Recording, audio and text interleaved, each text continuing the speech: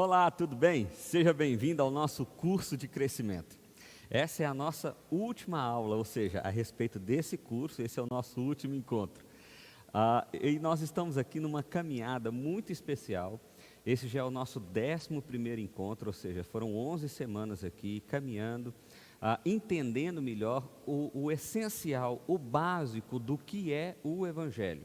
Então nós já falamos sobre o ser de Deus, nós já falamos sobre o homem, nós já falamos sobre o pecado, a queda, o que isso significa, sobre o processo de salvação, como ele se deu, como a Trindade atua nesse processo de salvação, falamos sobre o juízo final, falamos sobre a nova vida, falamos sobre o que é essa igreja, quais são as características, quando que o pacto de Deus com o seu povo começou, falamos sobre a história, uma abordagem bem ampla, tentando entender quando a igreja começou e o que nós somos hoje. E hoje, no nosso último encontro, nós vamos estudar sobre esse tema aí, pentecostalismo, neopentecostalismo. Nós vamos tentar entender por que dentro da igreja evangélica existem práticas tão diferentes uma das outras e existem igrejas tão diferentes uma das outras, se afinal de contas todas dizem que são adoradoras do mesmo Deus e seguem a mesma Bíblia. Ou seja, se o livro referência é o mesmo, por que as práticas às vezes são diferentes? Então eu quero começar dizendo para você o seguinte: a primeira coisa que tem de diferente nas diferentes igrejas protestantes evangélicas que existem é a sua origem, é quando elas começaram, quando elas se organizaram institucionalmente. Então você vai ver aí que a gente tem os históricos. Dentro dos históricos nós temos os reformados, que foram aquelas igrejas que nasceram no berço da reforma protestante, que nós já tratamos aqui, e seguindo especificamente aquela teologia que foi desenvolvida naquele período, e assim existem até hoje. É o caso dos presbiterianos, é o caso dos batistas, é o caso dos congregacionais. Nós também temos os luteranos, que tiveram a sua origem ali também, na época da reforma protestante, com Martim Lutero, e os anglicanos, que nós também já falamos aqui, a igreja da Inglaterra. Todas elas então tiveram a sua origem naquele momento ali, pelo menos no que se diz respeito à questão institucional. Nós temos os pentecostais, que vieram anos depois, nós vamos aprofundar isso aqui melhor.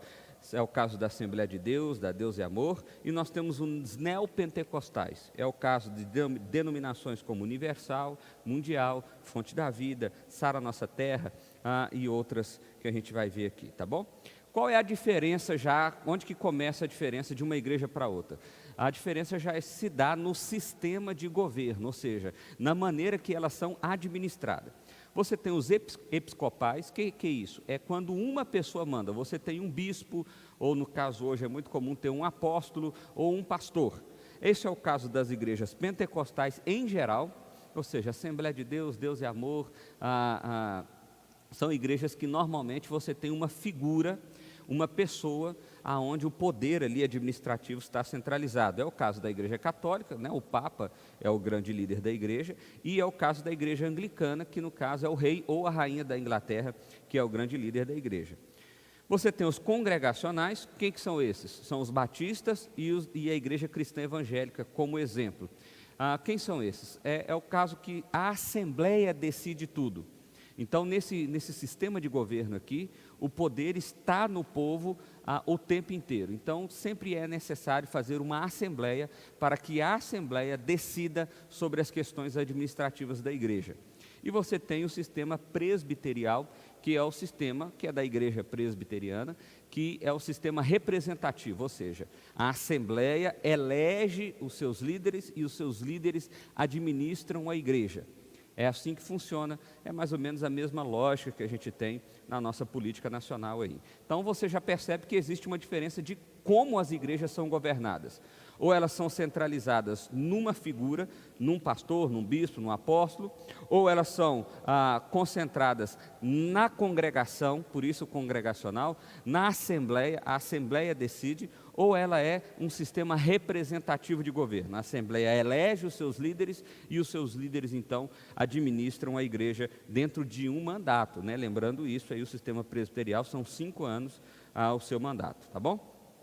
Então vamos agora tentar entender as origens, é a nossa proposta aqui, das igrejas pentecostais e das igrejas neopentecostais. Então só para você situar aqui junto comigo, dentro da igreja evangélica existem 3 tipos basicamente de igrejas, igrejas históricas ou tradicionais, são chamadas assim, igrejas pentecostais e igrejas neopentecostais. As históricas tradicionais, nós já vimos aqui, são aquelas que nasceram na Reforma Protestante, naquele período, e elas seguem a teologia desenvolvida naquele tempo. Você tem as pentecostais, que é o que nós vamos ver aqui, e depois você vai ter as neopentecostais. Vamos entender isso aqui, olha lá. Hoje no Brasil existem basicamente 3 linhas de igrejas: as históricas, as pentecostais e as neopentecostais. As pentecostais nasceram, aí como você está vendo no slide, no início do século XX e enfatizava naquele momento principalmente os dons do Espírito Santo, ou nesse caso aqui, o falar em línguas. E depois, anos mais tarde, já na década de 70, 80, 90, nascem as igrejas neopentecostais, que é um movimento já mais recente, que está muito ligado à ideia de teologia da prosperidade e batalha espiritual. Vamos aprofundar esse negócio aqui, olha só. O movimento pentecostal, olha esse slide aí, surgiu no ambiente do religioso dos Estados Unidos do século XIX, onde o avivalismo, ou seja, atividades voltadas para a promoção de uma vida espiritual mais intensa e fervorosa, se tornou uma característica permanente no cenário religioso norte-americano. Então, no fim do século XIX, início do século XX, estava começando esse período, ou tendo um período de avivamento, um chamado a um fervor espiritual muito grande. E no ano de 1900, olha aí esse slide, tem um professor chamado Charles Fox Parham. Ele cria um instituto na cidade de Topeka, nos Estados Unidos, na região central dos Estados Unidos, e por cerca de 10 anos ele vinha ensinando sobre a glossolalia. O que Fox Parham ensinava? Fox Parham ensinava que a glossolalia, ou falar em línguas, era justamente um sinal do batismo no Espírito Santo, e que esse era um sinal necessário para todos os cristãos que se aprofundavam no Espírito Santo. Então ele dizia o seguinte: olha, você tinha a primeira experiência da conversão, o entender o Evangelho, e depois, à medida que você era enchido do Espírito Santo, você então tinha uma segunda experiência, que era ser cheio do Espírito Santo. E qual é a evidência dessa experiência, segundo Fox Parham? Era o falar em línguas, que também é conhecido como glossolalia. Você já deve ter visto, se você é de uma igreja assim, ou já deve ter participado de um culto assim, onde as pessoas começam a falar algumas línguas que são ininteligíveis, ou seja, dentro do nosso escopo intelectual não é possível entender. O problema aqui, meus irmãos, é que a primeira vez que essa doutrina é ensinada como doutrina é justamente com esse senhor aqui, chamado Charles Fox Parham. Ele que é o responsável por trazer esse dogma para a realidade da igreja. Pastor, então não existia experiências de glossolalia antes na história? Existiu pontualmente. Se você quer aprofundar esse tema, eu sugiro para você ter um livro chamado E as Línguas. O autor é Anthony Huckman. Você vai ter facilidade em encontrar esse livro aí. E as Línguas, Anthony Huckman. O que acontece? Você vai ver que ele vai fazer uma abordagem histórica e teológica sobre o assunto, e você vai ver que pontualmente, em alguns momentos da história, aconteceram movimentos assim. Agora, a grande diferença aqui é que não era dogma, não era doutrina, não era como o Fox Parham está ensinando. Olha, se você é um cristão real e verdadeiro, o Espírito Santo habita em você, e você é cheio do Espírito, necessariamente você precisa falar em línguas. É isso que estava sendo ensinado.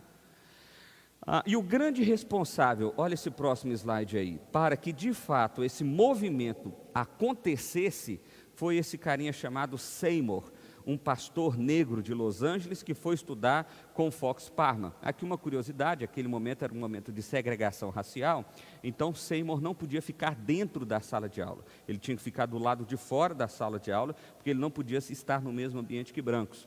Mas ele ali, do lado de fora, aprendeu com Fox Parham e voltou para Los Angeles.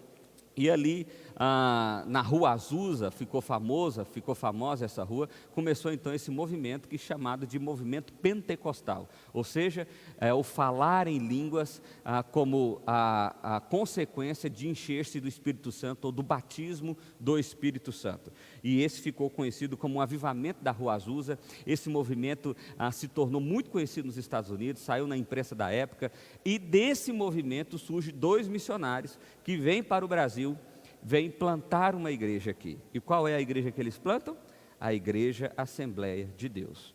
Então a Igreja Assembleia de Deus no Brasil começa justamente já com esse aparato teológico, com essa base teológica de que era necessário que um cristão fosse batizado no Espírito Santo e que o sinal do batismo no Espírito Santo era o falar em línguas, era a glossolalia, era falar línguas ininteligíveis. Então, essa é a primeira onda do pentecostalismo no Brasil, aí na primeira década de 10, de 20, né?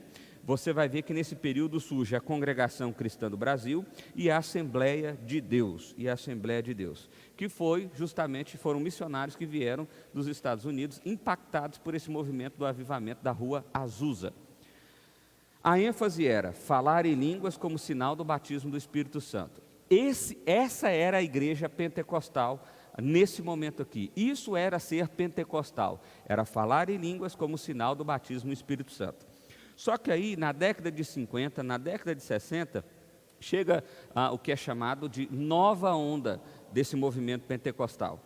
Essa segunda onda que vem aí, olha esse slide aí, década de 50, década de 60, houve uma fragmentação no campo pentecostal e surgiram, entre outros, 3 grupos ainda ligados ao pentecostalismo clássico. Surgiu a Igreja do Evangelho Quadrangular, a Igreja Evangélica Pentecostal Brasil para Cristo e a Igreja Pentecostal Deus é Amor. E agora há um acúmulo. Se antes a ênfase era o batismo do Espírito Santo e o sinal disso, falar em línguas ou a glossolalia, agora além do batismo do Espírito Santo também existe a ideia de curas extraordinárias. É nesse período aqui, na década de 50, na década de 60, que começam os movimentos de curas. Talvez você tenha participado disso em algum momento. Você via pessoas ao redor de estádios, de ginásios, e existia uma pessoa ali então que tinha o chamado dom de cura, e pessoas emagreciam imediatamente, nascia dentro de ouro, enfim, acontecia uma série de coisas ali, e esse movimento então, chamado de a segunda onda pentecostal. Então, observe que ser pentecostal agora já não era só falar em línguas, né? Agora também era falar em línguas e ter o dom de cura e participar de movimentos de cura. E aí na década de 70, na década de 80, tem um terceiro movimento dessa onda pentecostal. Esse terceiro movimento, ele já ficou conhecido como neopentecostalismo, novo pentecostalismo, é isso que significa. Então, nesse período surge a Igreja Universal do Reino de Deus, nesse período surge a Internacional da Graça, surge a Igreja Renascer em Cristo, e desse período surgiram outras diversas igrejas, como a Sara Nossa Terra, Comunidade Fonte da Vida, Igreja Paz e Vida, e outras tantas igrejas independentes. Qual é a ênfase aqui agora? A ênfase aqui agora é na prosperidade, é a teologia da prosperidade. A ênfase aqui agora é de que Deus nos fez herdeiros dos céus, e Deus nos fez herdeiros da terra, e de que tudo que nós fazemos vai prosperar, e de que se não prospera é porque existe algum problema. Então, observa que o movimento pentecostal ele foi se transformando ao longo desses anos. Primeiro, era com base naquilo que Parham tinha ensinado, Fox Parham tinha ensinado, o cristão precisa ser batizado no Espírito Santo, e o sinal do batismo no Espírito Santo é o falar em línguas. Isso é tão forte, meus irmãos, até hoje em algumas igrejas, que se algumas pessoas não falam em línguas, elas não podem assumir liderança dentro da igreja. Algumas igrejas atuam assim até nos dias de hoje. Depois veio a ênfase dos dons, especialmente os dons de cura. E depois veio então a teologia da prosperidade.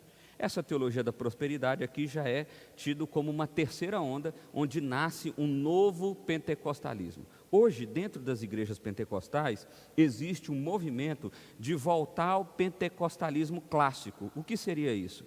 De voltar à ênfase do batismo no Espírito Santo e do falar em línguas. E de que esses outros movimentos não fiquem mais na ênfase da igreja. Existe uma briga aí nesse sentido. O que é importante para você perceber aqui?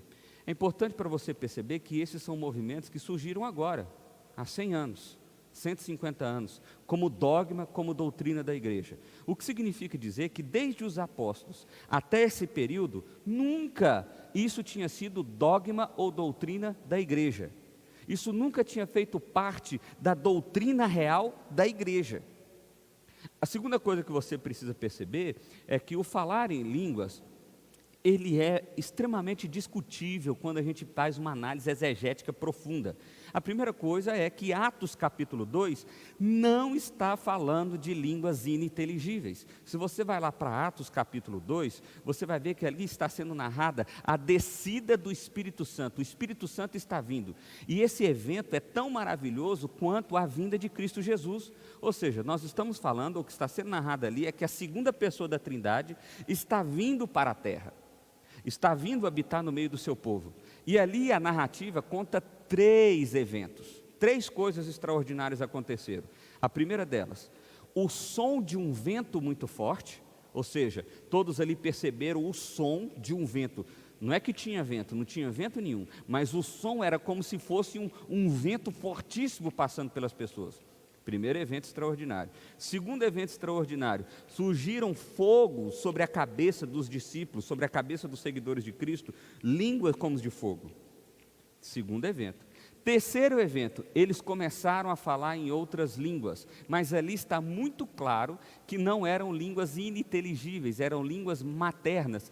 E inclusive o texto bíblico traz lá quais são as línguas. Eram 14 nacionalidades diferentes. Então, era como se a gente estivesse dizendo que os apóstolos começaram a falar em italiano, em espanhol, em inglês, em russo, em alemão e por aí vai. Não eram línguas ininteligíveis. Então, Atos capítulo 2 não serve de base para esse argumento, que ser cheio do Espírito Santo, ser batizado pelo Espírito Santo é falar em línguas. Não dá para usar Atos capítulo 2 como isso, não seria correto na análise do próprio texto.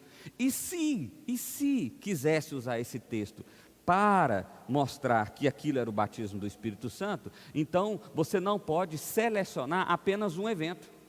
Porque as pessoas selecionam o evento do falar em línguas, e ali a gente já viu que é falar em línguas nacional, inteligível, e esquecem os outros 2 eventos. Ora, se é para reproduzir o que aconteceu em Atos capítulo 2, então tem que ter o som de um vento, tem que ter língua de fogo e tem que ter o falar em outras línguas. Não dá para você escolher só um e falar que isso é a mesma coisa que aconteceu em Atos capítulo 2. Não dá. Além do que, aquele é um evento único. Assim como Jesus nasceu uma só vez, o Espírito Santo veio uma só vez. Não dá para o Espírito Santo vir todas as vezes. Ele já está no meio do povo. Ele já está no corpo da igreja. Ele já habita no coração, no meio do seu povo. Então, isso precisa ficar muito claro para nós, para a gente entender isso aqui, tá bom? Existem discussões teológicas profundas que vale a pena sim, você que tem curiosidade sobre o assunto, para você ver, especialmente sobre essa questão dos dons de línguas, mas basicamente é mais ou menos esse o argumento, tá bom? Da teologia reformada. Então, olha só, o que ficou sendo o movimento pentecostal no Brasil hoje? Então o movimento, olha esse slide aí, o movimento pentecostal acontece em 3 ondas históricas. A primeira, o batismo no Espírito Santo e o consequente falar em língua. O segundo, a cura. O terceiro, o exorcismo e a mensagem da prosperidade. Eu esqueci de falar isso aqui, a ideia da batalha espiritual do exorcismo. Para quem assistiu o Gugu na década de 90, vai lembrar daquele ET e Rodolfo, e vai lembrar de outros repórteres lá, que tinha uma chamada naquele programa O Domingo Legal, a entrevista com Satanás.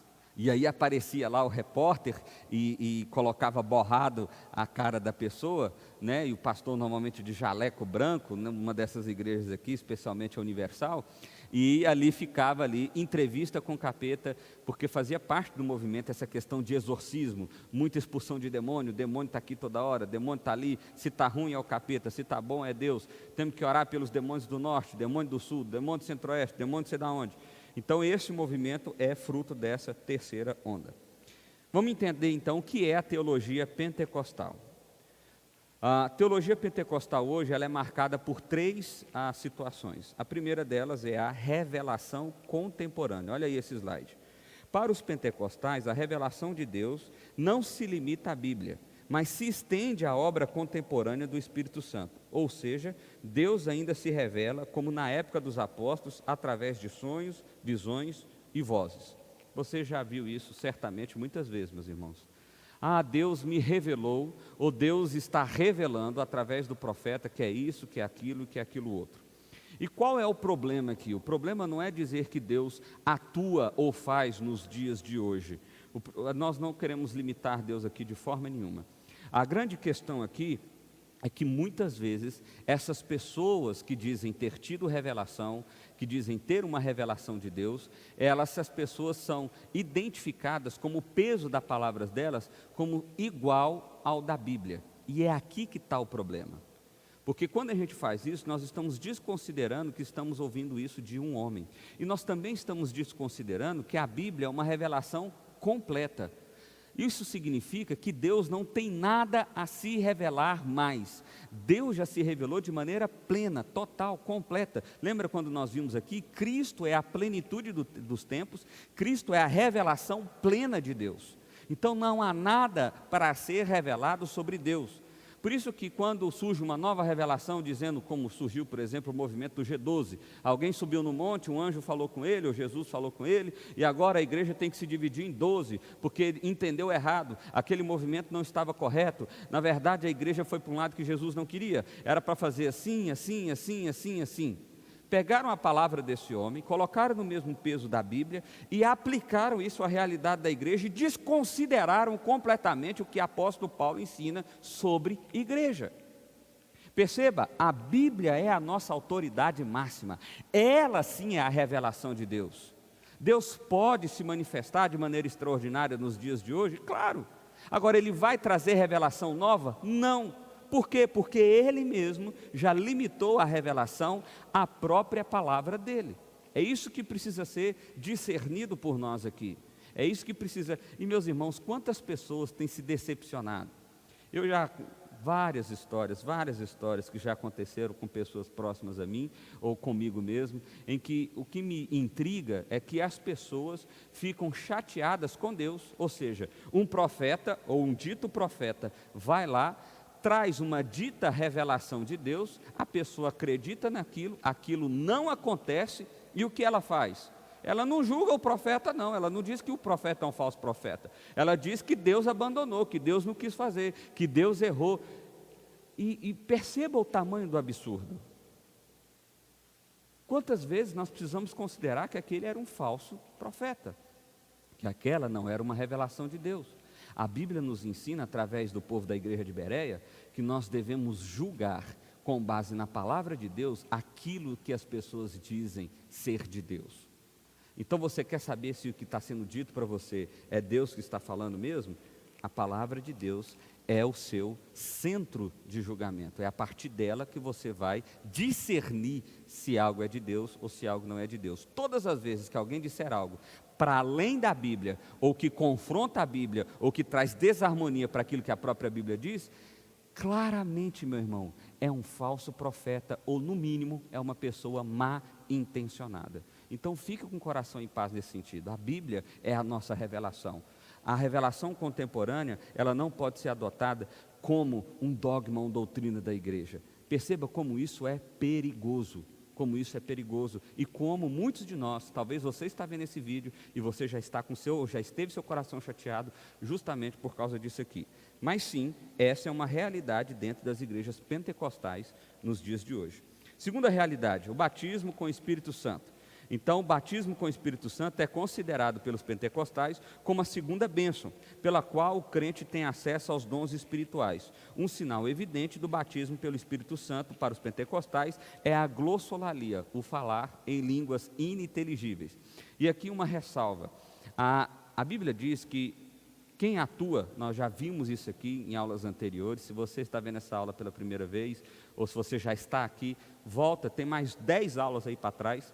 Então, nós já vimos aqui que quem atua para descortinar os nossos olhos, para abrir o nosso entendimento, quem regenera os nossos corações, nos faz nova criatura, é o Espírito Santo de Deus. E o que isso significa? Significa que quando somos convertidos por Deus, através da obra do Espírito Santo de Deus, o Espírito Santo de Deus passa a atuar em nós. Então, como que se o Espírito Santo habita em mim no momento da conversão, há uma nova experiência com o Espírito Santo, uma vez que ele já está em mim. Entende isso? Existe uma ideia aqui contraditória. Existe uma situação aqui que precisa ser analisada com carinho. Afirmar a necessidade do batismo do Espírito Santo não é o que a Bíblia afirma. Você não vai ver isso em nenhum relato bíblico. Vocês precisam ser batizados pelo Espírito Santo como uma nova experiência. O batismo do Espírito Santo, quando dito na Bíblia, está sempre ligado à ideia de conversão. Sim, você vai ter na Bíblia diversos relatos sobre o encher do Espírito, sobre o manifestar os frutos do Espírito. Isso significa que nós vamos ser mais santos através da busca nossa interior e exterior para com o Espírito Santo, parecermos mais com Cristo, manifestarmos o fruto do Espírito. Quer ver uma coisa? O que seria de fato ser cheio do Espírito Santo? É manifestar os frutos do Espírito. Que frutos são esses? Amabilidade, bondade, misericórdia, são coisas que refletem a santidade de Cristo, e não necessariamente falar em línguas ininteligíveis, tá bom? E aqui eu não quero mais uma vez restringir a atuação de Deus. Se Deus quiser, meu irmão, Ele faz você falar em italiano, Ele faz você falar em alemão. Deus é poderoso, Ele faz o que Ele quiser, como Ele quiser, do jeito que Ele quiser. Agora, o que nós estamos colocando aqui é criar dogmas e doutrinas como algo necessário para a vida cristã, quando a Bíblia não diz que é, então isso é algo realmente perigoso. O terceiro elemento aí da teologia pentecostal são os dons extraordinários do Espírito. O que são os dons extraordinários do Espírito hoje? Outro aspecto da teologia pentecostal são os dons do Espírito, principalmente os dons extraordinários, línguas, curas, milagres. De acordo com o pentecostalismo, é obrigação do crente buscar estes dons, principalmente os dons de línguas, para certificar sua consagração a Deus. Então, os dons aqui, eles são colocados como uma espécie de poder a mais que Deus dá para alguns homens que buscam a mais Deus. Então você tem hoje dons que são tidos como dons de profecia, dons de revelação, dons de falar em línguas, dons de curas, dons disso. E aí então aqui eu quero recomendar para você um vídeo que tem no YouTube, a gente vai colocar aqui no link da descrição, do reverendo Davi Charles Gomes. Ele vai fazer uma abordagem do que seria a atuação do Espírito Santo na vida humana. Ele faz isso numa série de pregações, nós vamos colocar aqui para que você possa entender. Mas o que está se dizendo aqui? Está se dizendo aqui o seguinte: quanto mais eu busco a Deus, mais dom eu tenho, mais poder eu manifesto. E quando na verdade a Bíblia vai nos ensinar, e o reverendo Davi Charles Gomes vai fazer isso de maneira muito bacana, bem explicada, a Bíblia vai nos ensinar que a atuação do Espírito Santo de Deus é a manifestação do próprio poder de Deus, de forma que eu não sou possuidor do dom, eu sou apenas instrumento da manifestação de Deus. Pastor, o que você quer dizer com isso? Eu quero dar um exemplo muito simples. Nós podemos orar por alguém e esse alguém ser curado? Sim. Isso pode acontecer? Pode. Deus pode manifestar extraordinariamente o seu poder? Pode. E por que isso aconteceu? Porque Deus se manifestou graciosamente, manifestando o seu poder. Não é por causa da pessoa que orou. Entende isso? Não é a pessoa que é possuidora do dom ou possuidora de um talento especial dado por Deus. A pessoa é um instrumento que pode ser usado hoje e não pode ser usado amanhã. Quem que determina isso? A soberania de Deus, a vontade de Deus. Muitas vezes nós colocamos pessoas em pedestais, meus irmãos, isso é um absurdo. Você pensar que uma pessoa tem o dom e que ela então vai curar todo mundo. Não, Deus manifesta a sua graça soberanamente conforme o seu desejo e a sua vontade. Isso repousa sobre Deus, não é sobre a pessoa que ora. Mas aqui não, aqui está sendo ensinado que os dons extraordinários são algo que os crentes possuem na medida que buscam a Deus. Eu posso até concordar que alguém que busca a Deus e está mais cheio do Espírito Santo, talvez seja manifestado nele mais vezes a extraordinária graça de Deus. Talvez ele seja usado mais como instrumento de Deus. Mas daí a dizer que sobre essa pessoa repousa o dom ou o poder de fazer, não. Não, isso não é bíblico. Aliás, eu diria que isso é uma ofensa para com o ser de Deus, que Ele sim é dono de todo o poder. Então o que a Bíblia nos ensina é que Deus, Espírito Santo, manifesta os dons de Deus. Os dons são deles, não são dos homens. Então, esse é o resumo da teologia pentecostal hoje. Revelação contemporânea, batismo no Espírito Santo, dons extraordinários. E o neopentecostal? O que é o neopentecostal, pastor? O neopentecostal é diferente do pentecostal, então é uma outra categoria. Olha esse slide aí. Basicamente, a teologia das igrejas neopentecostais é a mesma do pentecostalismo. Entretanto, essa teologia é somente usada nos aspectos de poder dado pelo Espírito na luta espiritual contra o mal para a cura e milagres. A base da teologia da prosperidade é a batalha espiritual e defende que tudo que é ruim é causado por demônios e por Satanás. E assim devemos usar a fé para vencer a batalha. Então, o neopentecostalismo, ele basicamente tem todas essas ênfases pentecostais com duas coisas a mais: a teologia da prosperidade, Deus sempre vai me fazer próspero, e a batalha espiritual. Tudo que acontece de ruim é demônio que fez, é pecado. Quantas vezes nós já não ouvimos isso, né? Quantas vezes nós já não vimos isso até em discursos televisivos, né? Não, é Satanás que veio, é Satanás que destruiu, você deu brecha para Satanás. E aí a gente vai olhando para as histórias bíblicas, por exemplo, para o próprio chamado do apóstolo Paulo. Atos capítulo 9 diz que Deus virou para Ananias, o profeta, e falou assim: vai lá e chama ele, porque eu vou mostrar para ele como importa sofrer pelo meu nome. O chamado do apóstolo Paulo é um chamado de sofrimento, Quando a gente vai para 1 Pedro capítulo 2, dos versos 18 em diante, você vai ver ali que Pedro diz que o nosso chamado é um chamado de sofrimento, que nós devemos seguir os passos de Cristo, e que Cristo se entregou em sofrimento. Quando nós vamos ver as próprias palavras de Jesus, ele diz que aquele que vem após ele, pega a sua cruz e segue ele. O caminho de cruz não é um caminho diferente do sofrimento. Então perceba que afirmar que Deus sempre vai me fazer próspero, Deus sempre vai me fazer vitorioso, Deus sempre vai me fazer vencer, é um discurso antibíblico, inclusive com as narrativas dos personagens bíblicos, inclusive com a pessoa de Jesus, que venceu por meio do sofrimento. Então não, meu irmão, Deus pode fazer próspero sim, e Ele faz isso de maneira graciosa, de maneira soberana, mas Ele pode não te fazer próspero. Independente se você vai ter prosperidade material ou não, acredite, o caminho que estamos percorrendo aqui é um caminho de sofrimento. Mas hoje a teologia neopentecostal, ela evoluiu, vamos dizer assim. Na verdade ela involuiu, mas ela acrescentou alguns elementos. Olha aí esse slide aí. Ela acrescentou 3 elementos. Primeiro é a confissão positiva, é a fé na fé, não é a fé em Deus. Você já ouviu aquele negócio assim, o pastor orou por alguém e a pessoa não foi curada, o que o pastor diz? Você não teve fé o suficiente. Ou seja, o que o pastor está afirmando ali é que o que cura é a fé, não é Deus. Então, outro exemplo dessa confissão positiva é o famoso eu declaro, eu determino. Isso aqui, meu irmão, isso aqui não tem nada a ver com a Bíblia. Isso aqui foi tirado de um pensamento empresarial, de autoajuda, que veio lá dos Estados Unidos e foi incorporado a uma vida religiosa. Essa questão, você já deve ter visto isso em filmes, pessoas que ficam ouvindo fita de autoajuda e reafirmando as verdades para que ela se torne uma verdade. Você é bonito, você é bonito, você é bonito, você é bem-sucedido, você é bem-sucedido, você é bem-sucedido, você vai fazer uma venda, você vai fazer uma venda, você vai fazer uma venda. Pegaram esse discurso, colocaram dentro do aspecto religioso e pior, transformaram numa verdade bíblica, sendo que não é.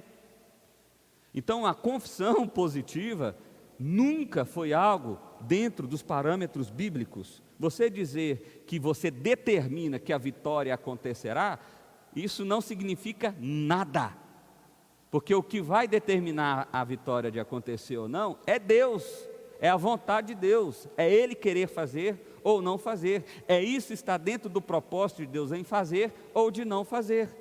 O que nós fazemos é submeter a nossa vontade a Ele, e não impor a nossa vontade a Ele. A confissão positiva, ela tira o aspecto de Deus e ela diz o seguinte: quanto mais você acredita, mais acontece. Então já não é Deus mais o elemento transformador, é a própria fé. Por isso, fé na fé. E a teologia neopentecostal tem muito esse discurso, e você, se já participou, algum dia você pode identificar esses elementos ali. Outra coisa que tem na teologia neopentecostal de hoje é a chamada homem divino. O que significa disso? Deus era Adão manifestado em carne. Então, somos um com Cristo, somos Cristo, todas as coisas foram postas debaixo dos nossos pés. Um discurso que você vai ver isso aí é o discurso normalmente quando as pessoas dizem assim: eu fui feito para a cabeça e não por cauda, porque eu vou pisar sobre todas essas coisas que estão contra mim, eu vou vencer os meus inimigos. E aí a pessoa manifesta como se ela já fosse herdeira de fato, no sentido de que se ela fosse dona de tudo que está aqui, no sentido de que ela fosse o próprio Cristo.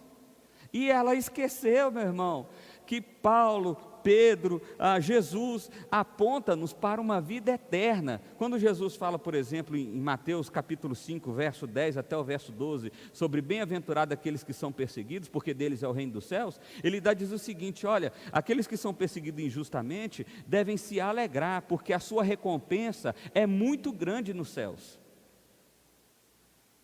Esse chamado homem divino, esse conceito aqui, de que somos um com Cristo, de que somos Cristo e por causa disso todas as coisas estão debaixo dos nossos pés, estão vivendo como se a eternidade fosse aqui e agora, esqueceram que a eternidade prometida é para fora dessa realidade aqui. Terceiro ponto, o dualismo divino. O que é isso? Que Satanás e Deus têm igualdade de poder. Então o temor ativa Satanás da mesma forma que a fé ativa a Deus. Então, o que eles estão dizendo aqui? Você não pode ter medo de Satanás, você tem que ter fé em Deus. É mais ou menos isso. Só que, na verdade, o que estimula é justamente o contrário. Você vê que parece que em igrejas assim, o Satanás é quem corrobora os discursos, é quem dá a verdade, é quem autentica os discursos. Quantas vezes nós já não vimos pastores dizendo assim: olha aqui, Satanás. Recentemente eu vi um vídeo já antigo, e um pastor querendo falar mal de outra igreja, ele coloca o suposto endemoniado ali e pergunta: aquela igreja lá é sua? E o demônio: é minha sim, aquela igreja lá é minha. Tá vendo, irmão? Até Satanás está confirmando. Olha para você ver o nível de insanidade que às vezes nós chegamos. Meu irmão, Satanás e Deus não são iguais em poder. Nós não vivemos uma batalha entre Deus e Satanás. A luta de Satanás é contra os filhos de Deus, contra o seu povo. Satanás não tem coragem de lutar contra Deus. A Bíblia diz que quando Jesus voltar, ele vai dissipar todas as potestades com um sopro. Só fazer, acabou. Encerrado o assunto. O que Satanás está querendo fazer aqui, meu irmão, é justamente conduzir o povo eleito de Deus, desvirtuar o povo eleito de Deus do caminho de santidade que Deus preparou para nós. A luta dele é conosco, por isso que ele nos tenta, por isso que ele tenta nos conduzir ao pecado, por isso que ele tenta nos desviar dos nossos olhos para com Deus. E nós não lutamos com Satanás pegando uma espada espiritual em chamas e saindo rasgando o demônio no meio. Não é assim que a gente luta com Satanás. A gente luta com Satanás quando a gente se aproxima de Deus, quando nós nos abrigamos nas asas do Altíssimo, quando nós nos parecemos mais com Cristo, quando nós nos enchemos do Espírito Santo e manifestamos as boas obras do Espírito Santo, ou os frutos do Espírito Santo. Então, para que os irmãos tenham uma ideia, a Igreja Presbiteriana do Brasil, igreja da qual eu faço parte, considerou igrejas neopentecostais como igrejas heréticas. Ou seja, Cristo já foi tão desvirtuado no discurso das igrejas neopentecostais, que é tão difícil ele ser identificado ali, que ele não pode ser considerado uma igreja irmã. Ele não pode ser considerado, essa igreja não pode ser considerada uma igreja correta. Justamente por causa disso, você observa que Jesus, onde é que está nesse discurso aqui? Em lugar nenhum. Então, as nossas conclusões aí, teologia reformada. A nossa posição, qual é? Primeiro, reforçar que a enfermidade não é resultado de sua infidelidade, mas é uma consequência da queda do homem e resultado do pecado na vida da humanidade. Então, muitos dizem, você está doente? Eu vi essa cena uma vez, eu vi. Eu estava em Brasília junto com meu pai foi pegar um resultado de um exame, e eu estava ali aguardando a recepção enquanto ele entrava, e tinha 2 rapazes na minha frente, e um rapaz virou por outro e falou assim, olha só, saiu o resultado, é câncer na cabeça. E eu assustei com aquilo, e o rapaz do lado disse para ele assim, não, preocupa com isso não, basta você fazer uma campanha de 7 semanas, que isso aí vai resolver, isso aí é Satanás tentando tirar sua vitória. Que isso, meu irmão? Que discurso é esse? Nós estamos no mundo caído, sujeitos à queda que eles têm. Isso significa que nós estamos sujeitos a terremoto, a maremoto, a desastres, a pandemias, a epidemias, a doenças. Isso não significa necessariamente que é porque eu estou longe de Deus. Isso significa que eu estou inserido em um mundo caído, que eu faço parte de um mundo onde essas coisas estão aí, e eu sou vulnerável a elas. Eu não sou um Superman, onde as doenças não me alcançam. Eu sou filho de Deus, por isso eu nunca serei doente. Não existe isso. Isso não é bíblico. Nós estamos no mundo caído, sujeito a todas as vulnerabilidades desse mundo. Segundo, que Cristo sofreu humilhação sem comparação na terra, e não foi porque se distanciou de Deus, pelo contrário, porque cumpriu a vontade de Deus, está lá em Lucas 22, 42. Assim também, todo aquele que confessar a Cristo e buscar a vontade do Pai, passará por sofrimento na terra. Mateus 5, 10 a 12, o texto que eu falei agora para vocês, 2 Timóteo 1 e 1 a 10. Meu irmão, o nosso chamado é um chamado de sofrimento, e nós vamos passar por isso. E perceba, o sofrimento, se ele fosse algo porque eu estou longe de Deus, ou porque eu estou sendo punido por Deus, então Cristo foi o que mais sofreu entre nós, o que teria sido o que aconteceu com ele então? Cristo estava longe de Deus, sendo o próprio Deus, cumprindo a vontade de Deus, estava sendo punido por Deus? Na verdade, ele assumiu sim uma punição, mas foi a nossa punição pelo pecado. Foi os nossos erros que ele carregou naquela cruz, e fez de forma voluntária. Terceiro, somos sim herdeiros em Cristo, mas ainda não usufruímos na sua plenitude. Não podemos exigir aquilo que ainda não nos foi dado. Não podemos tomar posse daquilo que faz parte do nosso futuro. Mateus 12, Romanos 8.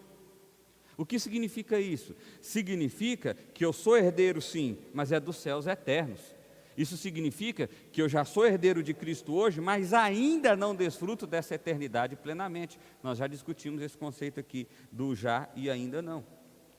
A cura prometida a todos os seus filhos já está reservada a nós, mas ela vai acontecer sim. Haverá um dia em que o nosso corpo será incorruptível, glorioso, onde não teremos doença, onde não teremos dor, onde não teremos sofrimento, mas não é aqui, não é agora.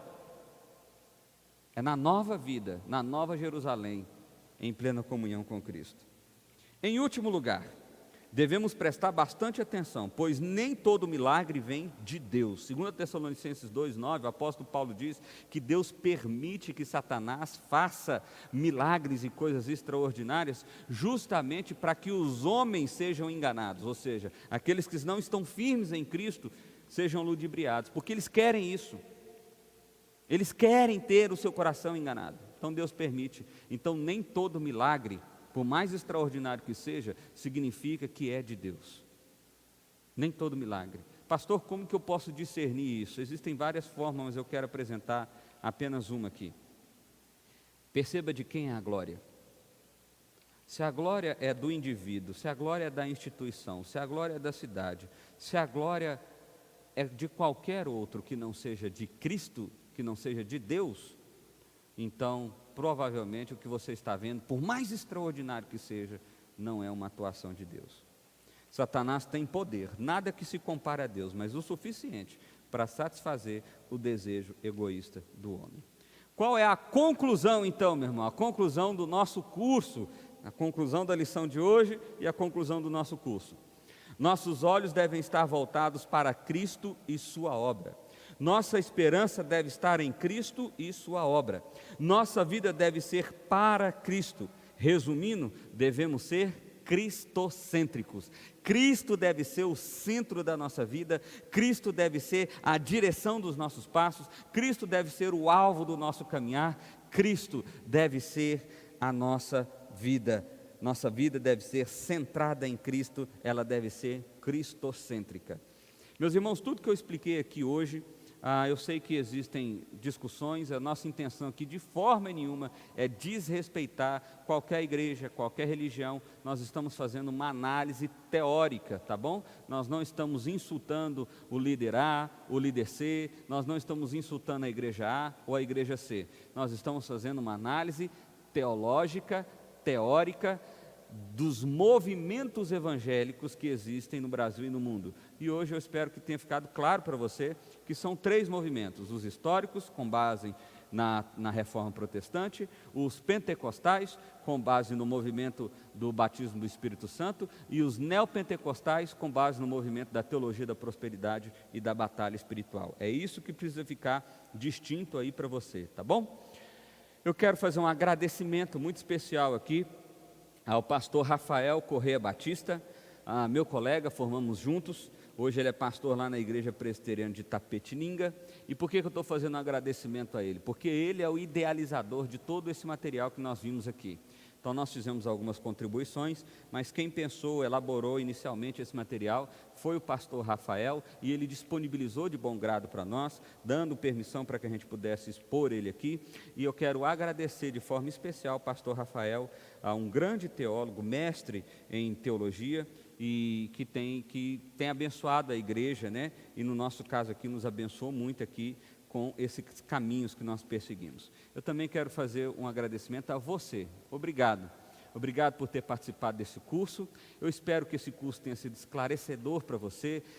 Você percebeu aqui muitas vezes que eu disse que há coisas a serem exploradas, que nós estamos arranhando a superfície, porque na verdade o que nós fizemos aqui foi realmente uma análise básica dos assuntos que foram expostos aqui. Cada assunto desse há uma necessidade de você aprofundar, e eu quero encorajar você a fazer isso. Aprofunde o seu conhecimento sobre Deus, aprofunde o seu conhecimento sobre o Evangelho. Isso vai ser bênção para a sua vida, tá bom? Muito obrigado, Deus abençoe a sua vida, e até um próximo encontro, um novo curso, uma nova oportunidade aqui. Eu sou o pastor Vinícius Jordão, da Igreja Presbiteriana do Petrópolis, e foi um prazer estar com você nesses dias, nesses momentos. Deus te abençoe, um forte abraço.